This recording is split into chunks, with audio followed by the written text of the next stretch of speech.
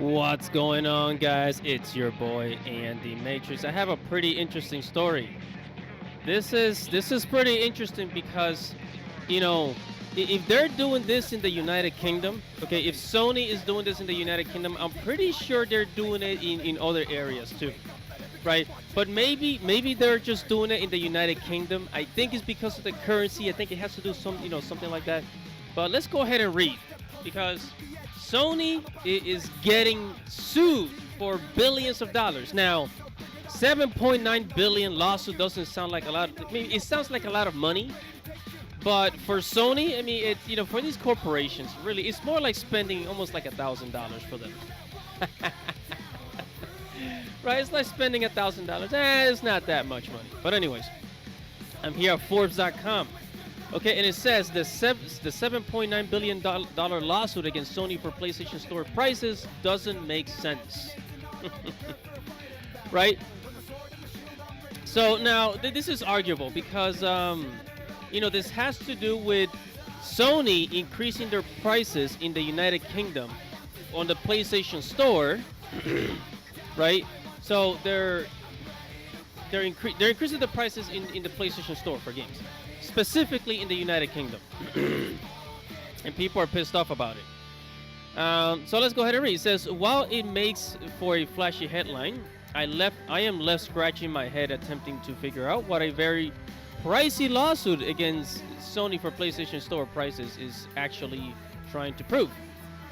It says, last year, Sony was sued on behalf of 9 billion people in the United Kingdom who bought games on the PlayStation Store. A consumer advocate named Alex Neil is brought the case against Sony, which amounts to 7.9 billion those customers are reportedly owed. Okay. Said the claim echoes something we've recently heard from Epic in its fight against Apple and Google's App Store, which takes 30% cut and don't allow other storefronts on their platform. Yeah, so if you have if you're trying to sell something on the Apple App Store or in the Google Play Store, they get to decide what kind of applications are sold and used on their platform. Right? So, that leads to some trouble. Now, then it says here close to the same thing is being said. Sony takes 30% cut, which is charged to developers and publishers, with the claim that customers have paid interest at higher prices as a result. So basically, Sony charges a 30% commission, 30% cut to developers and publishers. As a result, they increase the prices so that the developers and publishers can get a little more. But but of course the consumer pays the price, right? And now to that, in the UK they're saying, oh well, that's not fair. We should just be charged a fixed price. And I kind of agree with that. I kind of agree with that. But really, the best thing to do is just to not buy for the PlayStation Store at all, right? Because if the prices are too high and nobody is buying the game, then Sony is gonna have no other option than to lower the prices.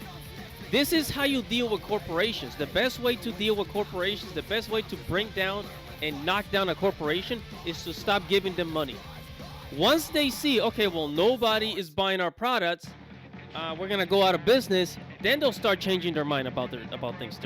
They'll start lowering the prices. They'll start, they will start changing their policies. They will change the way that they treat customers, right? Because it seems nowadays that a lot of companies they have forgotten that they should treat the customers with respect. That includes pricing. Now, I am not exactly for this lawsuit. I mean, I don't agree with the lawsuit 100%. I think, instead of just trying to sue them, just get your friends, get your, hundreds of thousands of friends or millions, get the whole gaming community together and tell them and give Sony the middle finger. Just so that, hey, we're not gonna buy your products at this price. You better lower them or goodbye, right? And And if you do this long enough, that's exactly what will happen. But people don't think in groups like that. That says Sony, for its part, has said that the lawsuit is flawed from start to finish. But the new development is that the case is not being thrown out. Sony must indeed face lawsuit. Here's what's going to happen next, or at least what I think is going to happen next. Looking at this, so this is happening to Sony. Rest assured that the other competitors, Microsoft and Nintendo, they're looking at this situation and they're like, we do not want this to happen to us. So most likely they're going to start taking action to prevent this from happening, and also they're going to double check their prices and say, do you think we're charging them too much? Maybe we should bring them down a little bit.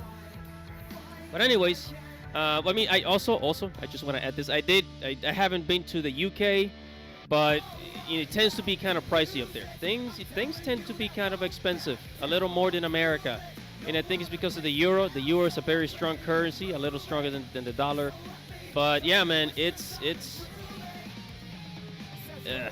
anyways, whatever your thoughts are, comment below. Like this video, subscribe to the channel, hit the notification bell. For future notifications, it's your boy Animatrix. Godspeed, everybody.